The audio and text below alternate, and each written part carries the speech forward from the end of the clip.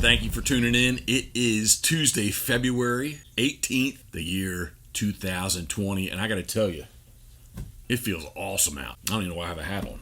Well, it's a little bit cool in the garage here, but I took a ride out to the P.O. box today, and it was 67 degrees. But, first, we got to start off the video right. Salute my crown, black, salute. All right, so before we get into these black ducks, we're filming with, I never talk about the camera equipment that I'm using, but we are using the Canon 80D with a 17 to 40 Canon lens and the Rode Pro mic. So I hope the audio is good.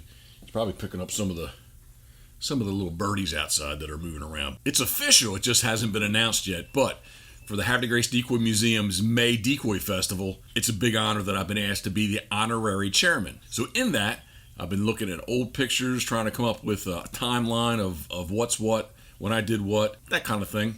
And I ran across these black ducks.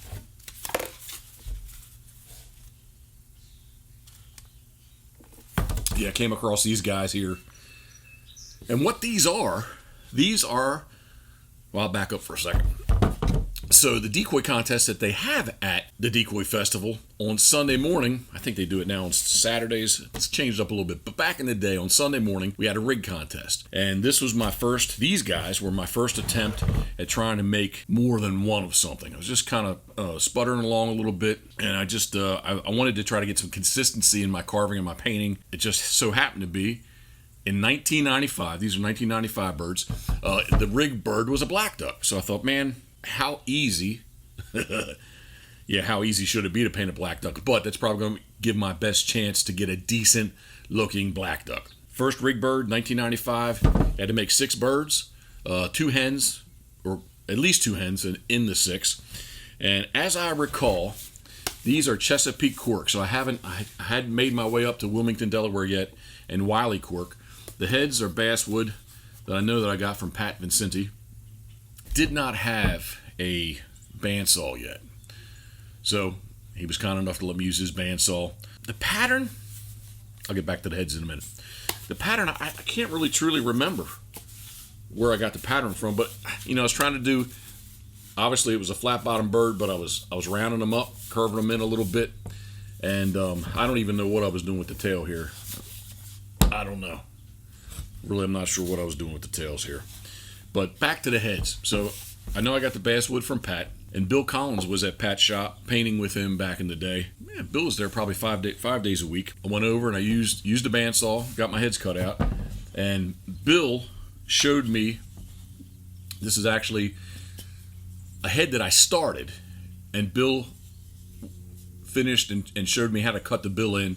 And in an upper bay bird, this would be considered an ornamental bill, where it's really more like a duck would be. Instead of what they would call in Havre de Grace the gills being cut out, this looks a little bit more like a duck should.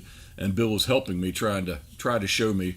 So I got March 1995 on the bottom. So I was trying to do a good job, trying to find my way. So with that, again, we'll recap.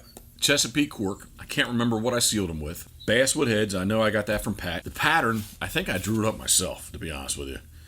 And that probably was one of my first indicators that I should just go find somebody's pattern and not have to fiddle around with, shall we say. Just in the learning curve and learning process, I think it's easier if you use somebody's established pattern that at least they can make it work, so that in theory you should have a good chance to make it work.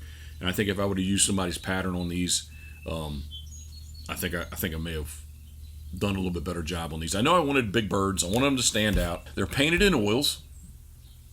They have glass eyes. And I tried to do my best imitation of how Pat and Bill painted their black ducks, which actually was scratch painted. So yeah, these are painted in oils. They're scratch painted. I don't even know what I was thinking here. I truly don't. Yeah, it was just kind of fun to find these. Again, I just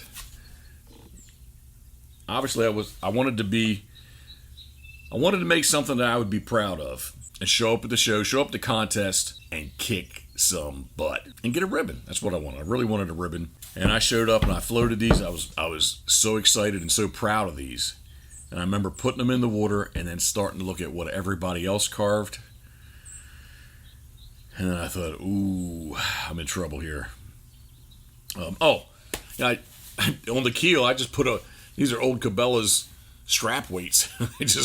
I took a roofing nail and just nailed the lead to the bottom. So there's no lead inside the keel. I chose to put it on the outside. But again, I just kind of went and turned away when everybody had their black ducks out. But I guess I'll say his name. George Williams came up and he just ripped these things apart after the contest. He just ripped these things up. We'd have kind of a little tailgating where everybody cooked, just hung out and had fun. I did not know George well because I didn't know him at all. Man, he ripped these things apart, telling me what I did wrong and what I did wrong and what I did wrong. Not really the carving necessarily. I think he may have commented on the tails, but it was just more of my paint job and what I was doing and what I was trying to do. Remember Sandy Allen came over and he put his arm around me and said, "Don't mind George. That's just the way he is.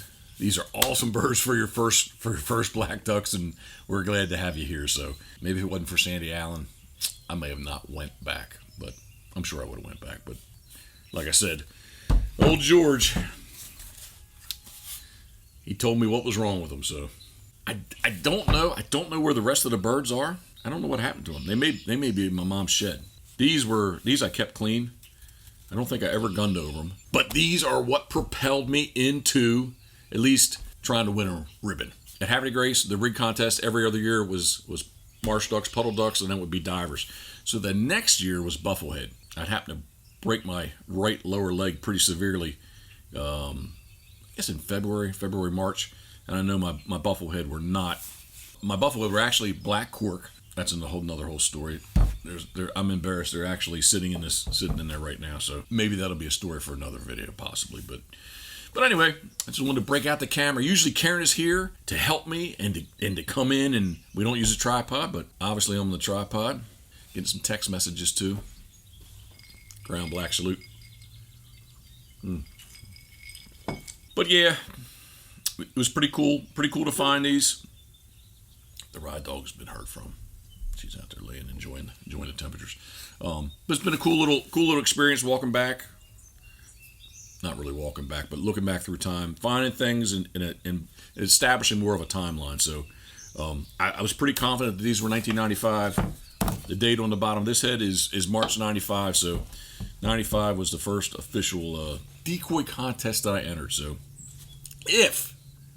first off, forget about the show. You need to go to decoymuseum.com.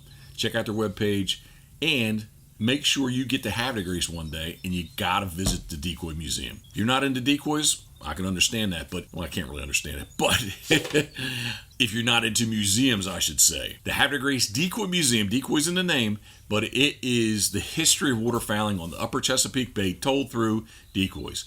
They've got sink boxes there, they've got bushwhack boats, they've got punt guns, they've got battery guns, and they've got all kinds of awesomeness in the way a decoys goes. Sits right on the shores of Susquehanna Flats. It's all the market gunning, all the sink boxes took place. You got to get to the Havre de Grace Decoy Museum. That's number one. That said, number two is, if you're halfway close, it's May 2nd and 3rd this year, 2020. Again, it's a big honor for me to be part of the Decoy Festival, and they've chosen me to be the honorary chairman. So I will be there. Not that you need to come see me, but you do need to come check out the Decoy Festival, the Decoy shows. Lots going on. It's much, much smaller than what it used to be, but there's still a lot of awesomeness there. So if you're halfway close, please stop into Havre de Grace, Maryland. Go to decoymuseum.com. You can find out all the information on the show. Poster and button has not been made yet, but can you guess what duck is going to be on it? The Surf Scoter. Thank you very much for tuning in. As always, I appreciate you taking the time to watch. If you get a chance, please give me a thumbs up, leave a comment, please share. You can give me a thumbs down if you don't like these black ducks. I got thick skin, it doesn't matter. I do appreciate you taking the time to watch. Thank you very much. And as always, thinking of you, we are. Boom! Ha ha ha!